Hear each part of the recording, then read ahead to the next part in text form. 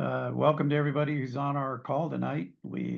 This will prove, I think, to be a very interesting mini conference. Uh, this is presented tonight by Duane Combs. Duane's an Arizona beekeeper and also the president of is it your state society there, Yeah, Duane? Arizona Apicultural Society. Yeah. And Duane has the unique challenge in Arizona keeping bees in a desert heat climate. And so we wanted to rely on his expertise over many years of keeping bees to give us some thoughts on how we might do that if we're in the same circumstance or even in heated weather. So Duane, I know you've been an active participant in presenting in many other forums. I first heard you on Honeybee Obscura podcast a few years ago, and I think you presented there, what, 3 times now?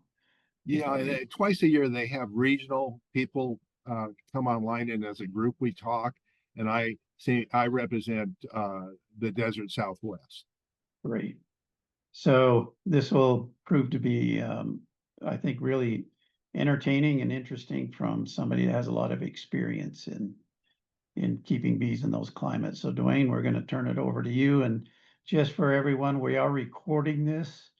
And so if you want to go back and review it later, you'll find it on our website, on the Western Apiculture Society website. In addition to that, if you do have questions that for Duane at the conclusion of his presentation, please post them in the Q&A, not the chat, and we'll go through the Q&A to answer those questions at the end of Duane's presentation. Hi, So all. Duane, I'm Duane Combs. My wife and I own Arizona Beekeepers LLC. Uh, I started out as a mortgage banker and did that for 15 years. Then I became a United Methodist minister to repent of the sins I committed as a banker. And then I retired from that. And my wife has always run the household, but my background was problem solving and management. So I was looking for a problem and I found bees and I became a beekeeper. And what I wanted to do was help new beekeepers and also work on solving the problems of our African hybrids here, which can be very aggressive. So, as an industry,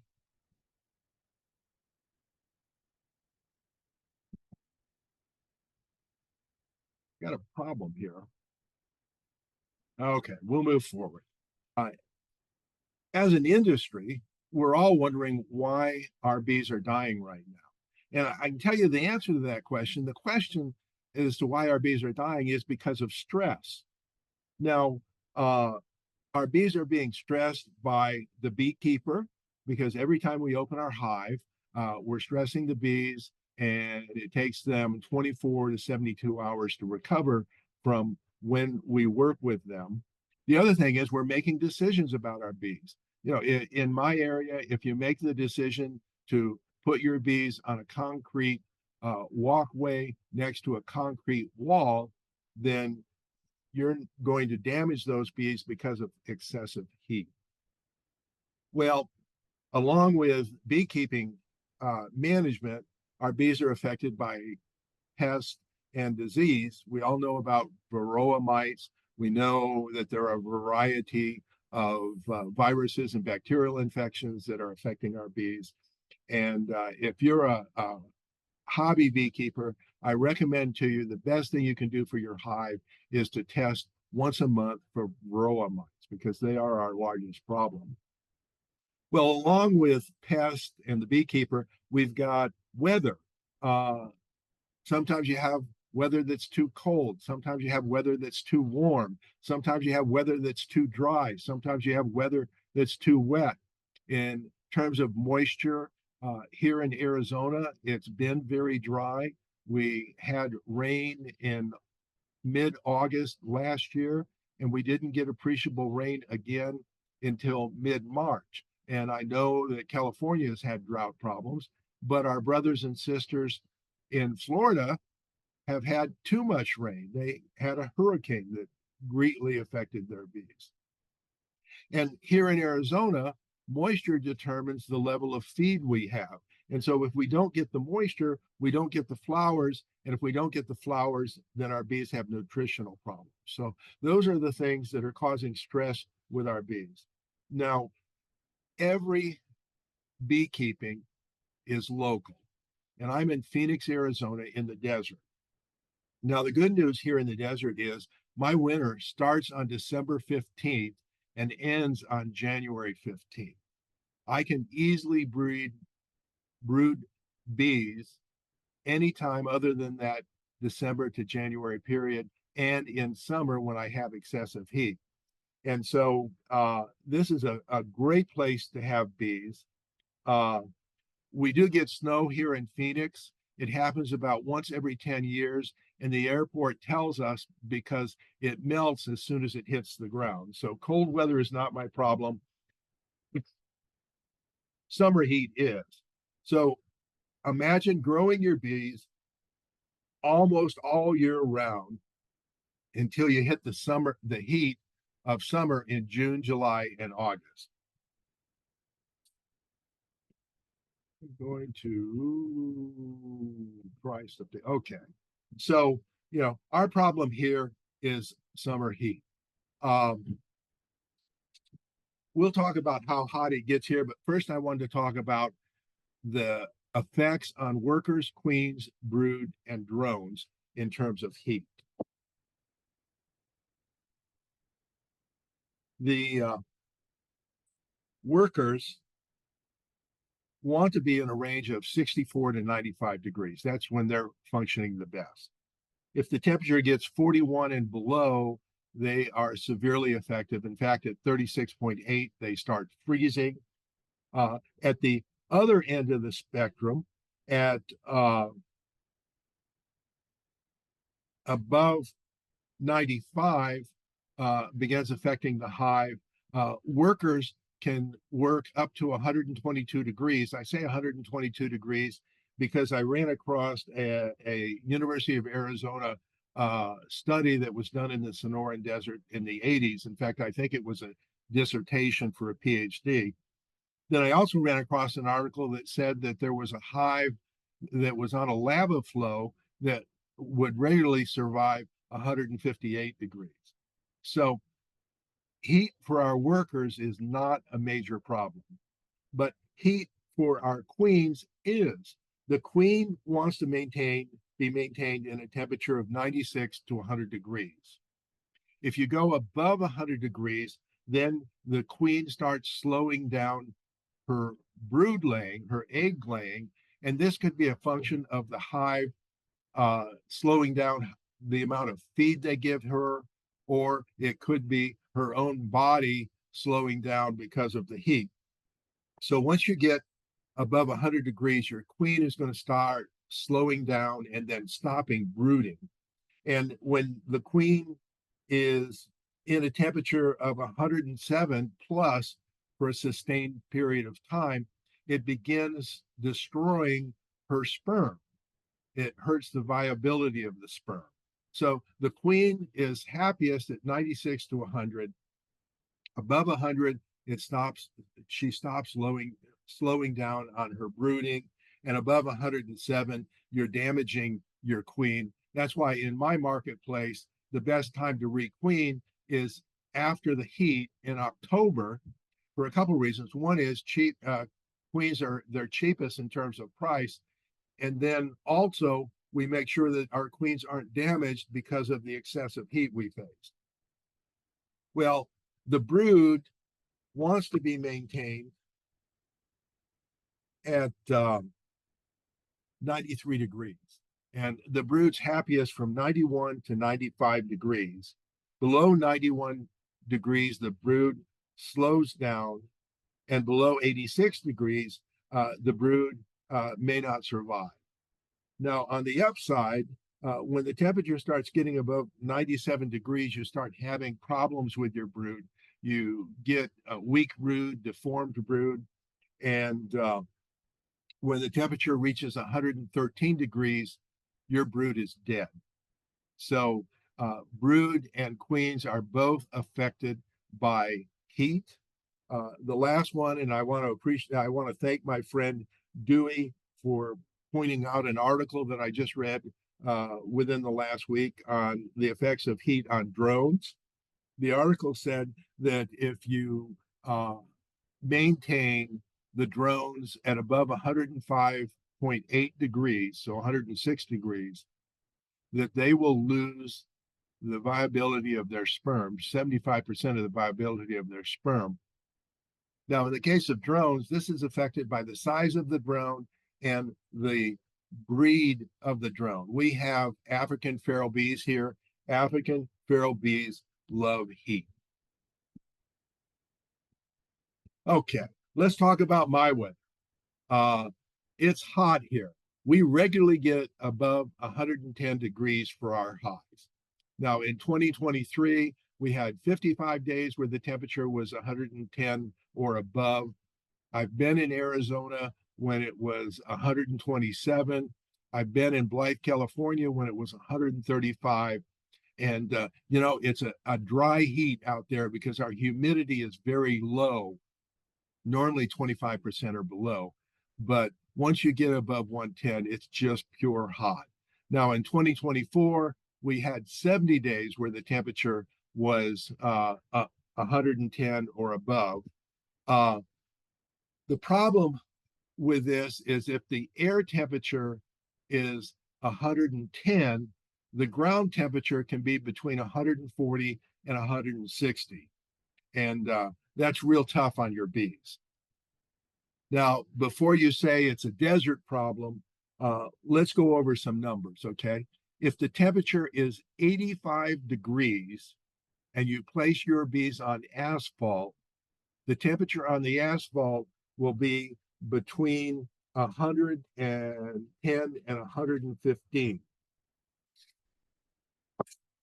Basically, as a rule of thumb, okay, air temperature is taken in a protected area where radiant heat does not get to the sensor.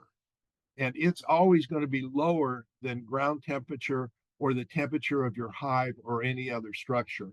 And there's a rule of thumb that says that you can add 30 degrees to the air temperature, and that'll be what your ground temperature will be. Now, that's a very rough estimate because if you're on asphalt or rock, the 30 degrees is a pretty good estimate. If it's 90 degrees out there on that blacktop, it's going to be 120 degrees or 130 to 145 degrees on asphalt. If you're talking about being on dry sand and it's 90 degrees, the sand's going to be 110 to 125 degrees. And if you're wet on wet or shady soil, it's going to be 95 to 105. So the truth is, your hive is a lot warmer than you think, only because of radiant heat.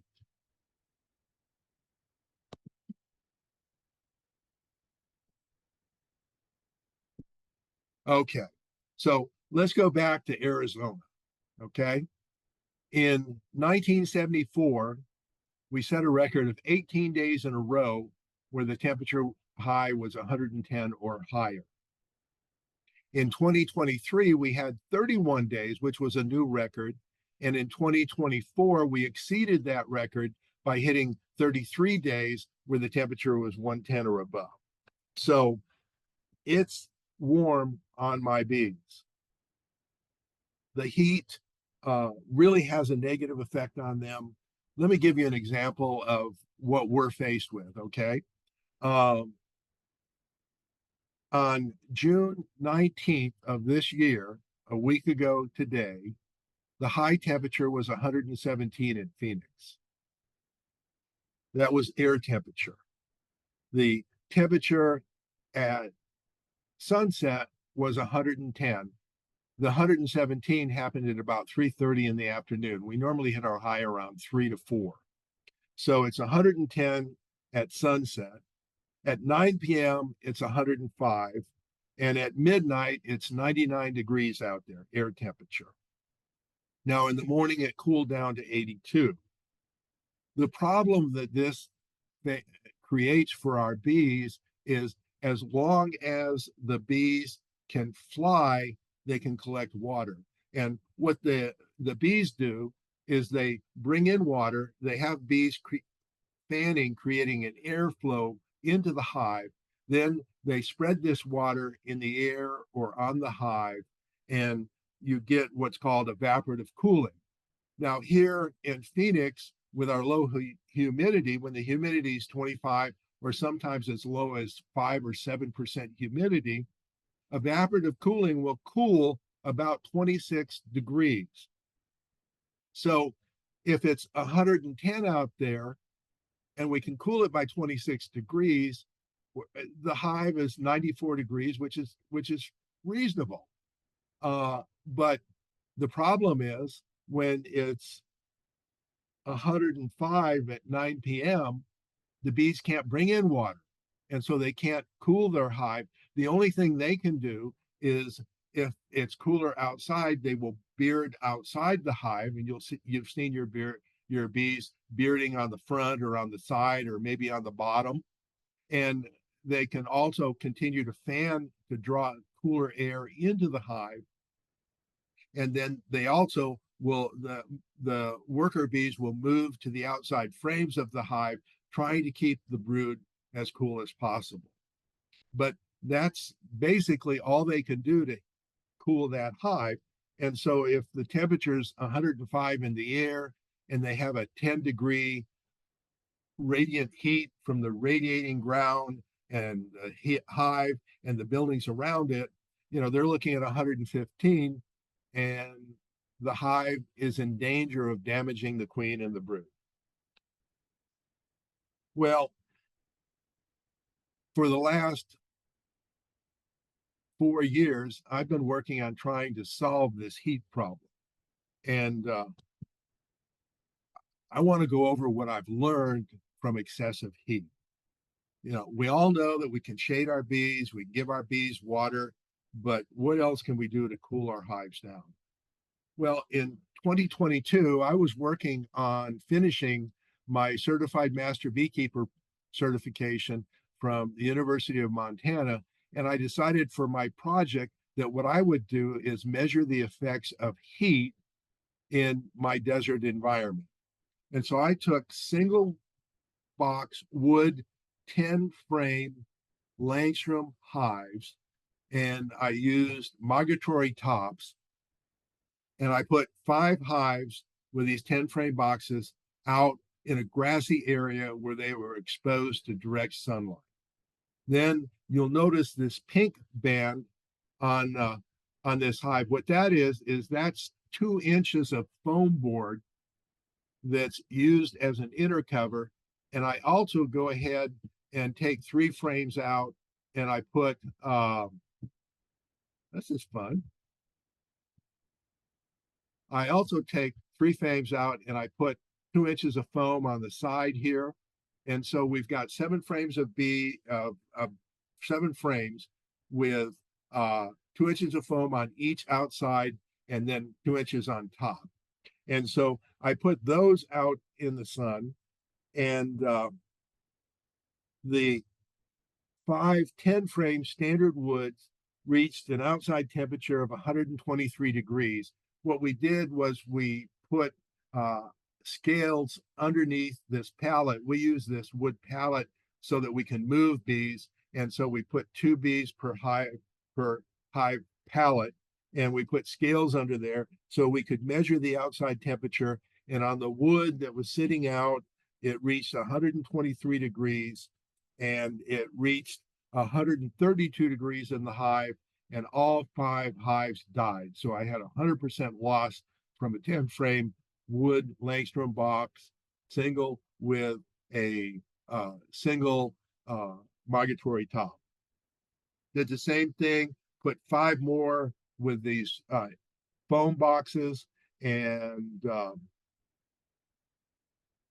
the outside temperature on the foam boxes got to 119, and we lost 20% of those bees. I'm sorry, got to 119 inside the hive, and we lost 20% of them. Then we took the same frame, this foam 7 frame foam box, and we moved it into shade. And in the shade, it experienced a high of 118 degrees, and it never got above 102 inside the hive, and all of the bees live. Now, in Arizona, we have something called misters. You run a pipe with water in it, you put these little jets on it, and it blows out a fine mist of uh, water. And we use that to cool our patios down in the heat of summer. It makes about a 20-degree difference. And so what we did was we put 5 boxes with foam boxes underneath misters out in the sun. I got to tell you, the bees loved it because enough water collected on the migratory covers that when they wanted water, they just went up and got it from the top of the box. And I swear I saw bees dancing on top of the box because that cooling water.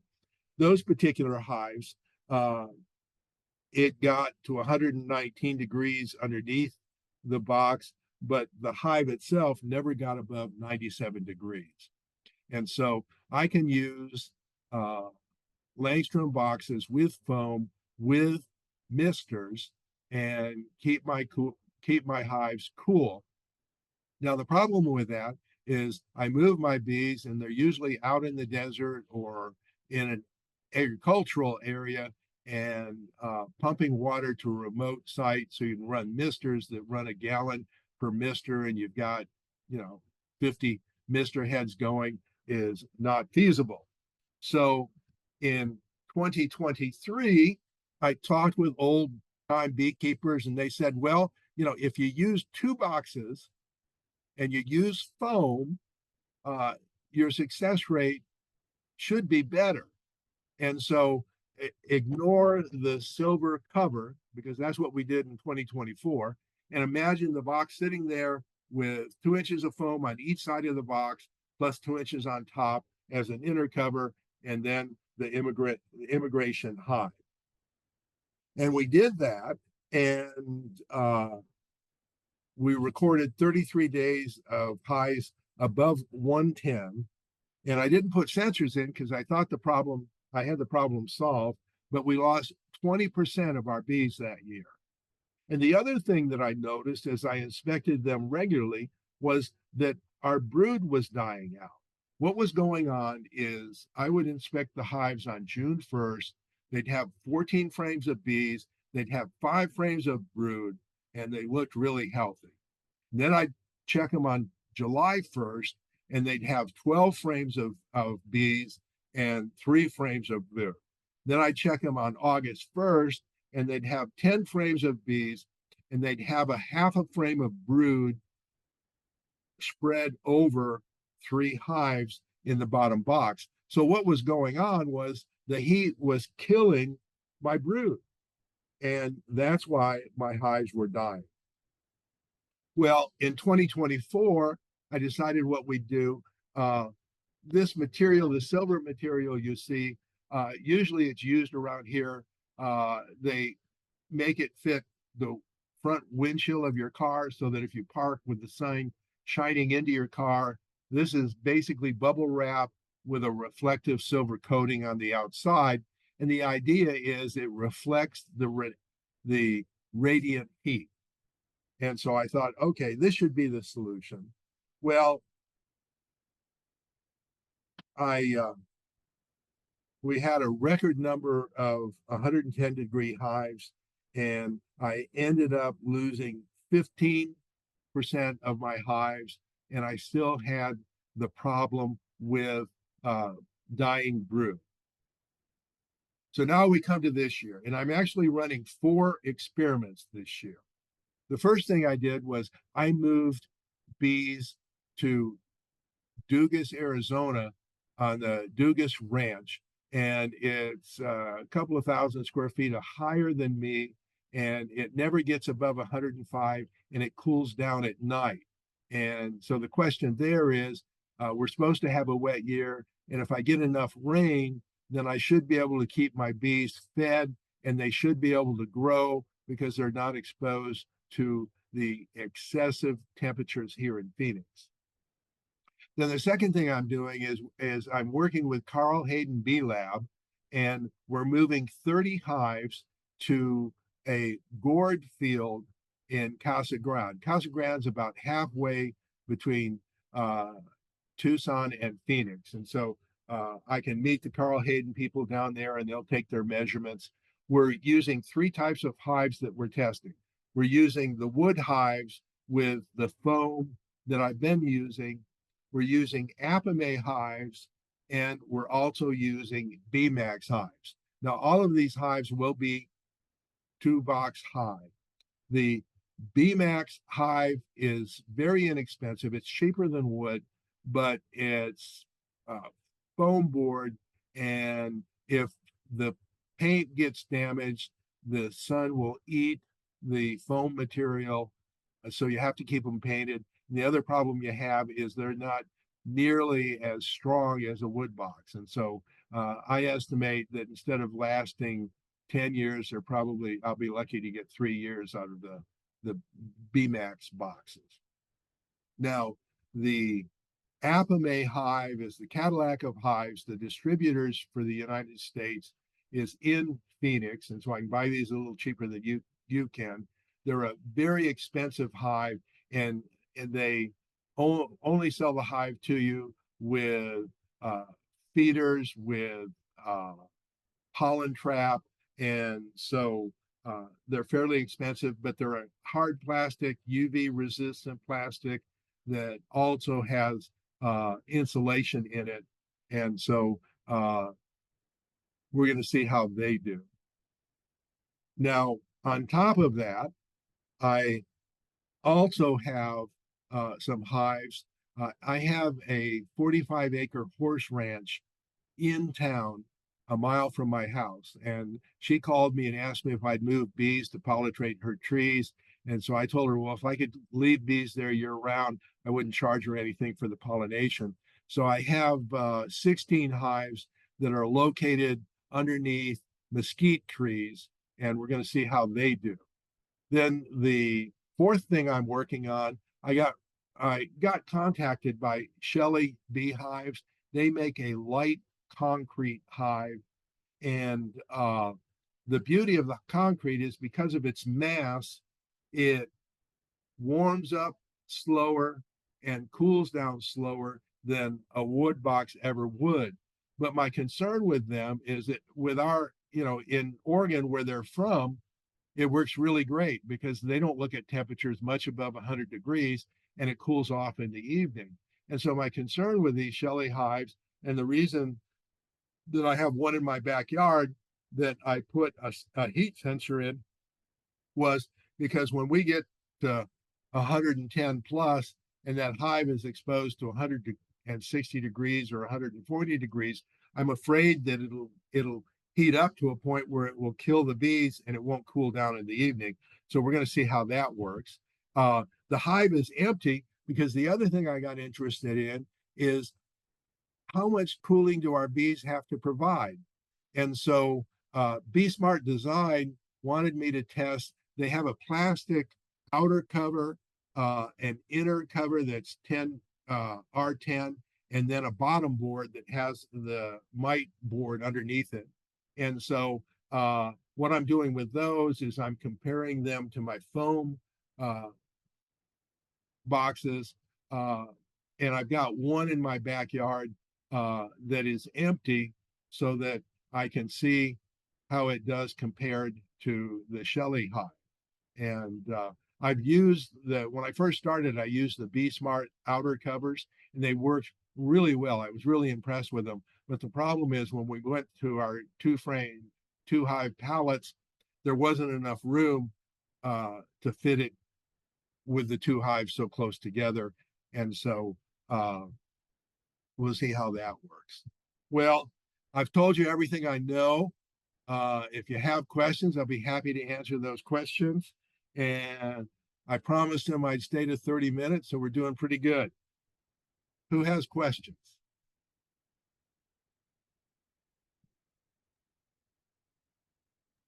So, Duane, I have a question. So the Apame hives, this is your first year with that. I tested them last year Yeah. and the bees looked better in them. And so I decided this year that we'd get a formal study and we'll be inspecting the bees on at least a monthly basis. So we'll be able to track what's going on with the brood. And the Carl Hayden Bee Lab will have, I think it's 5 minute temperature sensings, both on the edge of the box and in the center of the box. So they're going to publish a paper on the heat components. And I my opinion is that the Apame hive will do better.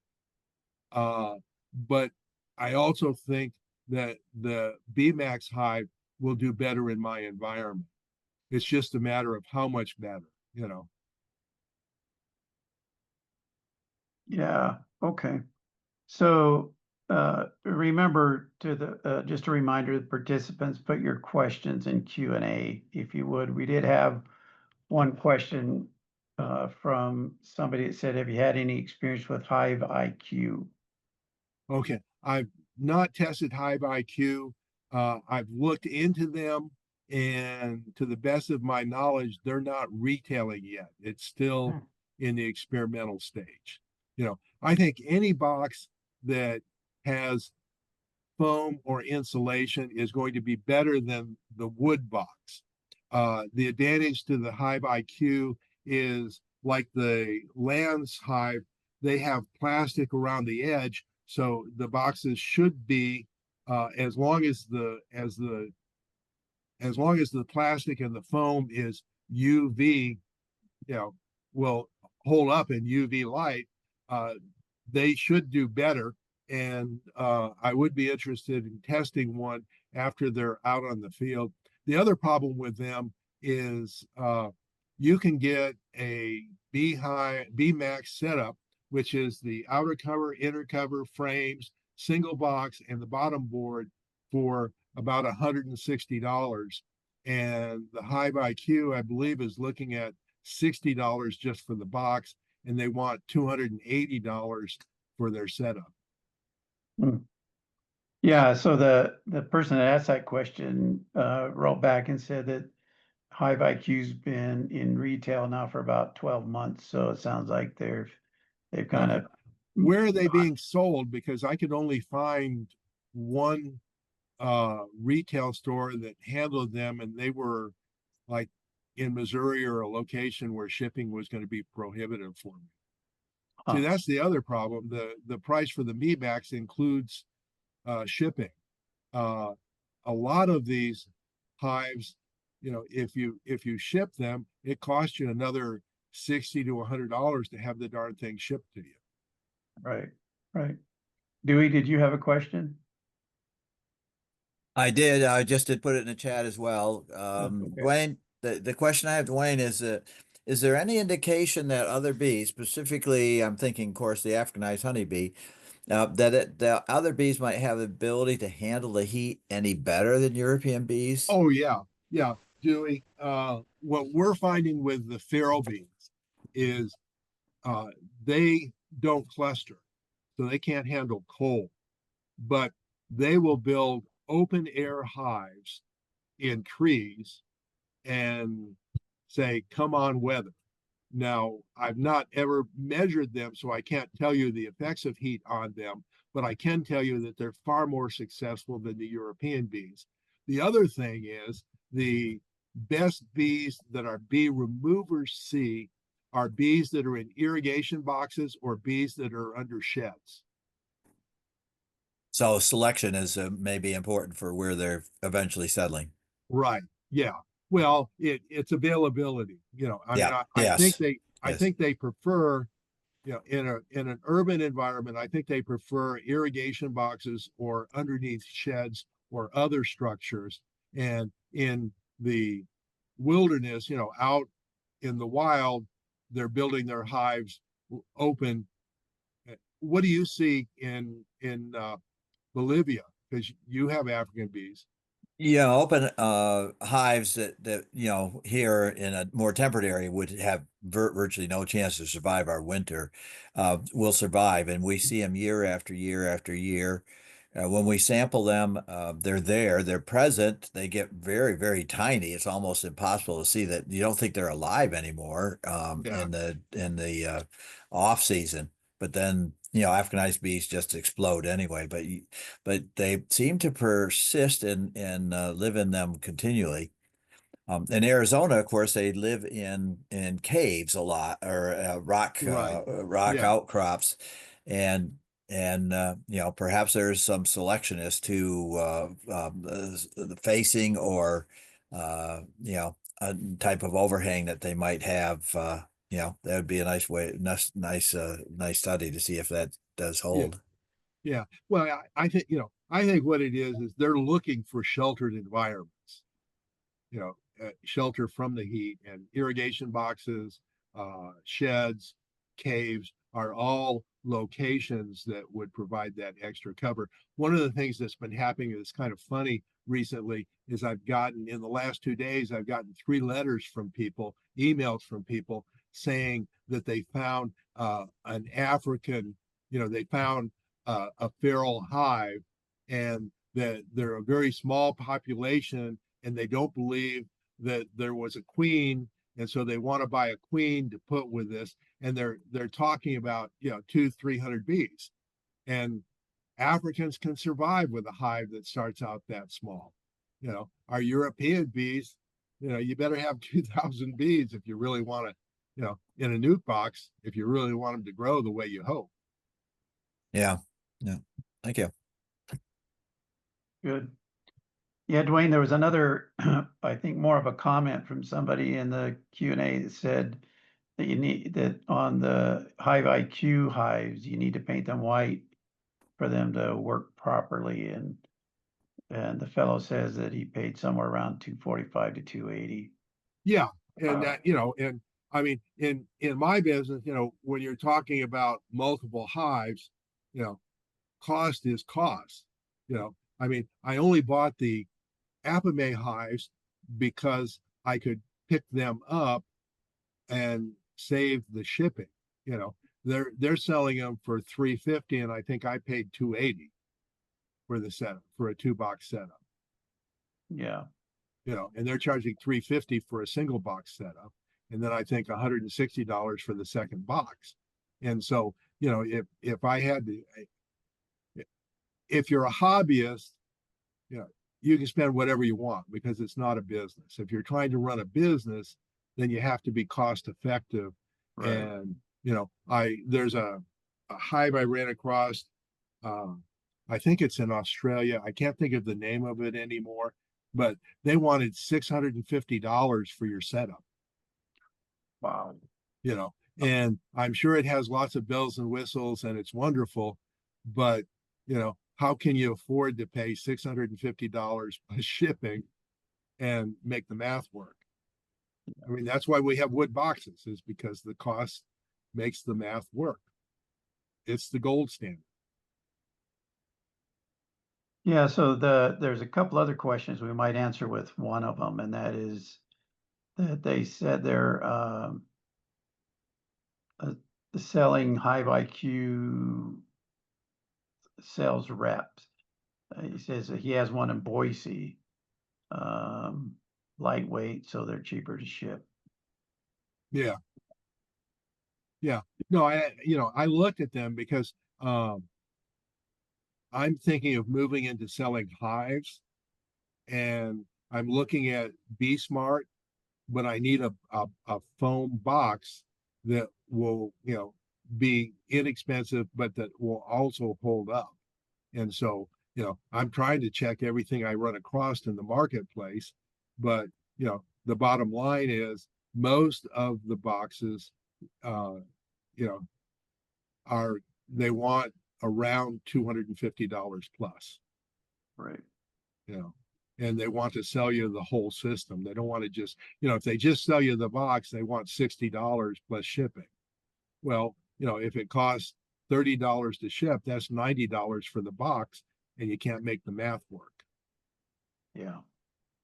At this point, my recommendation would be buy a bee max to start your beekeeping. And if you can, your bees survive and you want to expand, then look at whatever hive suits your fancy, you know.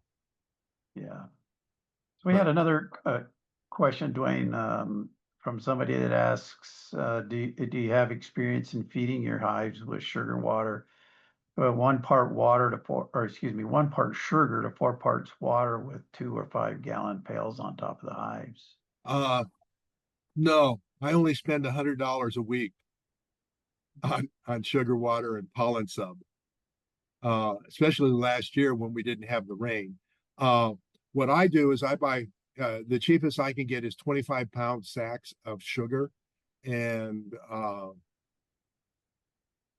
Kruger has a good price on sugar usually. Smart and Final, if they're in your marketplace, do. But I take 5 gallons, a 5 gallon bucket, pour in 25 pounds of sugar, and then fill the rest up with water, leaving enough room to put the recommended amount of complete in it, because the complete helps in my hot environment. Complete helps my sugar water last longer before it starts fermenting. And then I use pollen sub, and I try a variety of things. I'm willing to try anything that'll keep my bees going, but so far the literature hasn't supported a lot of the probiotics and all the other stuff going on. Every week we get somebody new that has a new formulation for only, $9.99 a hive. Yeah. So, interesting question from one of our participants tonight. It said, for fruit trees in Phoenix, they are more successful growing cowpeas to cool the ground. Have you Right. tried ground cover for cooling?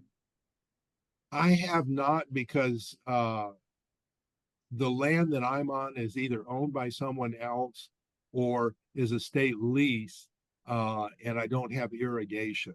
If I was a hobbyist, in fact, I talked with my wife just tonight about I've got her hooked on flowers. And so she plants flowers in our flower beds, and she has an interesting approach to planting flowers. She drops about a half an ounce of flower seeds per inch. It's not quite that bad, but she just fills the bed with flower seeds. And then we watch flowers come up for about 3 years before she has to reseed. And I've talked to her about expanding the rest of our backyard into flowers just to keep the ground cooler. So I've tried placing hives on Bermuda grass, and any living thing or mulch will keep the ground cooler than bare dirt. So planting cowpeas I think are a little high, but you could plant clover, Bermuda grass, whatever, and it would help keep the soil cooler for your bees. Yeah, that's an interesting idea.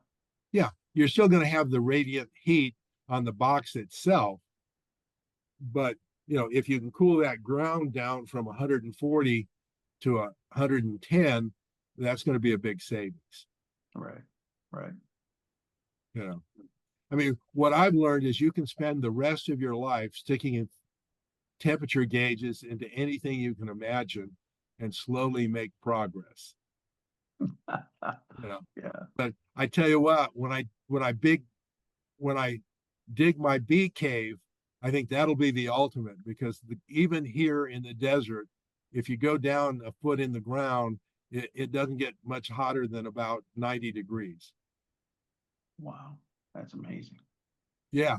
I mean, and so, basically what I'll do is I'll have a room, I'll put the hives in the room, and then I'll run pipes for the bees to go in and out of their hive. Huh, that's interesting. So Randy, you made a comment about some honeybee species that is better heat adapted. did you want to make any comment on that? Well, again, it's our African bees. Okay. You know, everybody talks about the killer African bees, but the reality is there's been so much inbreeding with them that what we find, if I go out and collect 100 African hives, 20 of them are going to be almost as gentle as my European bees. 20 of them are going to be so obnoxious that they're going to chase me for at least half a mile. And I'm going to use soapy water to help them go to bee heaven. And then the other 60% are someplace in the middle in terms of manageability. I mean, there are commercial beekeepers that are running African hives here in Arizona. I They don't just, see I don't see Randy Oliver on that list anymore to pipe in. Okay, yeah, it was in the comments or the chat yeah. piece. Okay. Well, I had one other question too, Duane. We're kind of getting to the end of the questions here. Is you talked about that concrete hive from Shelley Yeah. bees. So a little bit about that. Is that a concrete box? That hive? Yes. Basically, it comes with a bottom, two sides, and two ends. And you glue it together. I think they're using Purolite. It's a light concrete. You can either air blow concrete, which I don't believe they're using, or you can use additives to the concrete that will make it lighter. And so the hive that I showed a picture of with the with it's I believe it's 40 frames, and they have 4 openings in the side of it so that you can keep 4 10-frame hives. It weighs about 200 pounds. And as an example, today, let me give you the outside temperature high. We were 104 for our hive, and the concrete hive reached a high temperature of 110 and an average temperature of 89.8 degrees for the day. So it goes below that in the evening, but it's above, the air temperature, and it goes below your high temperature. The issue is, if I buried it underground, it'd be perfect because no pest could get through to it, and it would be in an environment that wouldn't get above 90 degrees. So it's 200 pounds without the frames in it? Yeah. Wow. Yeah. So Well, if it works, what I'm going to do with it is put it on a trailer. I'll take a little Harbor Freight 4x8 trailer, and I'll put front and back and 2 on the sides in the middle. So I'll be able to get the equivalent, of 160 frames. Duane, they call their concrete autoclaved aerated concrete, or Okay. AAC. Yeah. So it is aerated, but Okay. not with the older process. It's a new process. Yeah, it's smooth like concrete on the edges. And so the aerated concrete I've seen has been, rough on the outside because of the air bubble. So they have a new process. So Dewey, this question maybe you could help us with. Somebody asked this question: is anyone selecting for gentler Africanized bees? Yeah, really all the time. As Duane indicates, you do euthanize some of the ones that are the most defensive. There are a number of individuals throughout the southeast western U.S. that will capture those feral colonies as a service, as for a price, and then they will put them in hives, but get rid of the ones that are the more defensive. So there's that continuous selection of that nature. There have been in all of the countries selecting programs for queens. None of them were successful to any degree except one that was in Brazil. And there is no university or government supported program now in selecting for that particular stock, at least in the United States or Mexico. Yeah. Yeah. I've seen one study that said that if you mate an African queen with 2 generations of European drones, that you could gentle them down. The problem is in open breeding, the African drones are faster than the European drones, and so they win the mating race overwhelmingly. And on the other side, if you have a virgin European queen, your colony replaces its queen. If it will mate with just a couple of the Africanized drones, then the overall temperament of the colony will change. You'll see a change. The more drones that it mates that are Africanized, the greater the change may be. But it only takes a couple in that mix of sperm that you all of a sudden find that your colony is not that gentle European colony that you want to try to maintain. Yeah. Yeah. The other problem we have here is if you take 100 hives, Africans will move into one of those 100 hives. What they do is the African swarm lands on the bottom of your board, your bottom board, and then they send workers in. And as soon as they're allowed into your hive, those workers will kill your queen, and then the African queen will move in. And the problem is you don't typically discover this until 45 or 60 days later when you pop the lid and you go, how come I've got all these mean bees?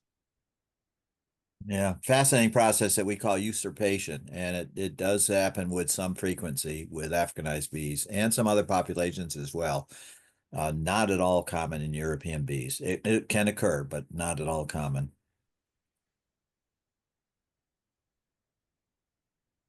Yeah.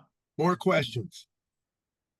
So one last question, Duane, and then we'll wrap it up. It says, how do the Apimays fare for you, and is there something that could be changed to make it better?